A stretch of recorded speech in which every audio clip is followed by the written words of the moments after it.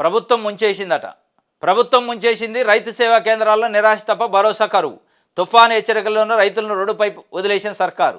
మిల్లర్లు దళారుల దందాతో మద్దతు ధరలో అడ్డంగా కోత. 75 కిలోల బస్తాకు 300 నుంచి 400 వరకు నష్టపోతున్న అన్నదాతకు వర్షాల సాగుతూ ఇచ్చే 1400 రేట్లోనూ మరింత దోపిడీ. ఎకరాకు 8,000 నుంచి 9,000కు పైగా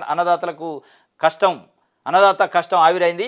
వర్షాల్లో యుద్ధ ప్రతిపాదికన ధాన్యం తరలించకుండా సర్కారు చోద్యం. ధాన్యం తడుస్తుంటే పట్టించుకునే దిక్కు లేక రైతులు గగ్గోలు. తూర్పుగోదావరి, కోనసీమ, పశ్చిమ గోదావరి మిల్లులకు తరలించుకోవాలని విచిత్ర సలహా. సిండికేట్గా మారిన మిల్లర్లు దళాలతో రైతులు నిలువు దోపిడీ. వాట్సాప్లో హాయి పెడితే గంటల్లో సరుకు తరలిస్తామన్నది ఉట్టిదే. కనీసం గోనె సంచులు కూడా అందించలేని దుస్థితిలో ప్రభుత్వ యంత్రాంగం ఉందట. ప్రభుత్వం వరదలలో ఆరుగాలం పండించిన రైతుల పంటను ఆవిరి చేసిందట, ముంచేసిందట. ఇది ప్రభుత్వ వైఫల్యం స్పష్టంగా ఉంది. ఫెంగల్ తుఫాను వస్తుందని దాదాపు వారం 10 రోజులుగా వాతావరణ శాఖ హెచ్చరిస్తుంది. రైతుల పంట కళ్ళాల్లో ఉంది, రైతుల పంట చాలల్లో ఉందని తెలుసు. అయినా దానికి తగ్గ చర్యలు తీసుకోలేదు ప్రభుత్వం. దానివల్ల ఈరోజు ఈ పరిస్థితి వచ్చింది. మునిగిపోయినాయి పాపం.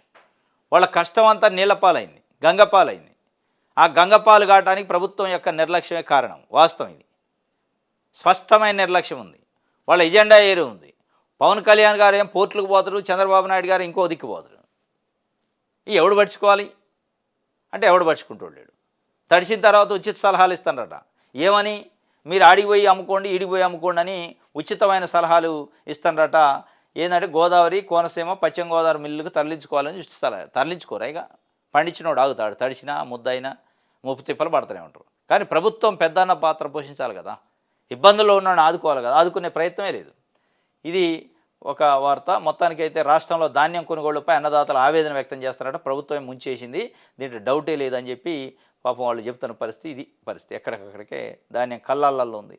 రైతుకు అన్యాయం జరుగుతుందని, మాఫియాకే మద్దతు ఇస్తుంది ప్రభుత్వాన్ని, పక్క జిల్లాల మిల్లుకు తీసుకెళ్ళండి అంటున్నారు. హాయ్ అన్న పలకని ప్రభుత్వం. హాయ్ అంటే ఆడ పలికింది, మొత్తుకుంటూనే పలకట్లేదు ఆయన. ఉట్టిగా హాయ్ అంటే పలుకుతా. సెల్ ఫోన్లో హాయ్ అంటే పలికే ప్రభుత్వం ఇది. సెల్ ఫోన్లో హాయ్ అంటే పలికే ప్రభుత్వం అయితే ఈ ధాన్యం ఇట్లా దడవదు. ఫెంగల్ తుఫాను వస్తుందని ఎప్పటి నుంచో 10 రోజుల నుంచి హెచ్చరికలు జారీ చేశారు. కలెక్టర్లని పురమాయించి అక్కడక్కడ జిల్లా కలెక్టర్ని ఆ పంటను ఏదో ఒకటి తొందరగా సరే తడవచ్చు, తుఫాను వస్తే కొంత, కానీ మేజర్గా తడవకుండానే నష్ట నివారణ చేయొచ్చు. కానీ చేయలే, వదిలేశారు. గతంలో ఎంతో మేలు జరిగిందని కూడా రైతులు అనుకున్న పరిస్థితి ఇది. రైతు సేవా కేంద్రాల నిరాశ తప్ప భరోసా లేదట, కరువు అయిందట. ఇది ఒక వార్త.